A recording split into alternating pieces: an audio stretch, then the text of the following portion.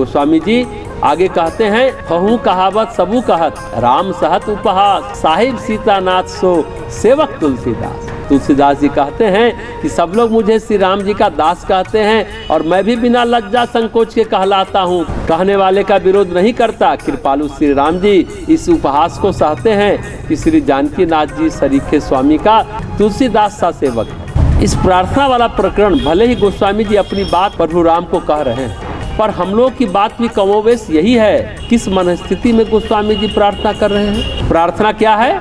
निराधार होकर सर्वाधार को पुकारना। बहुत गहरी बात है। प्रार्थना निराधार होकर सर्वाधार को पुकारना, कुछ और नहीं है।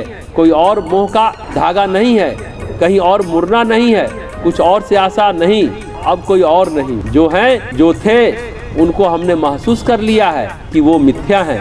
एक पल में धन आता है, एक पल में चला जाता है। भगवान है तो सब संभव है। तो प्रार्थना यही है कि हे प्रभु, सब कुछ आपके अधीन है, सभी के आधार आप हैं, हमें भी स्वीकार कर लो, हमें भी उबार लो।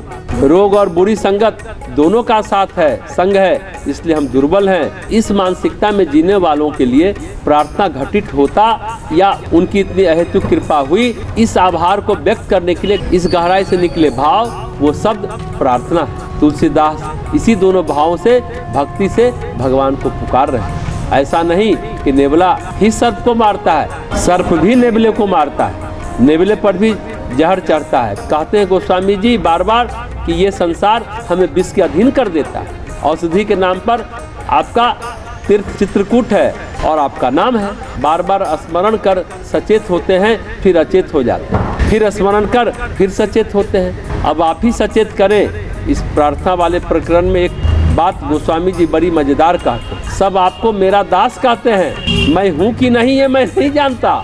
सब उपहास उड़ाते हैं और आप सहन कर लेते हैं कि इतने बड़े भगवान का ये तुच्छ सेवक। तो भगवान हमारी चेतना को अचेत होने से बचाइए। एक ही प्रार्थना है जीव की प्रभु से। गोस्वामी जी कह रहे हैं सचमुच प्रार्थना में प्रभु से मांगने लायक कुछ है तो वह है शुद्ध बुद्ध निर्मल बंधन मुक्त जीवन चेतना।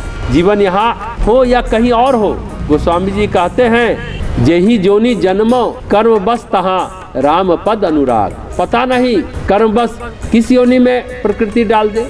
अभी धरती पर है, फिर कहाँ चले जाएंगे? कर्म का कौन लेखा सामने आ जाए? हे परमेश्वर, तुम ही अपना लेना, बस एक ही काम करना अपना कर, बस सारी मलिनता धो देना।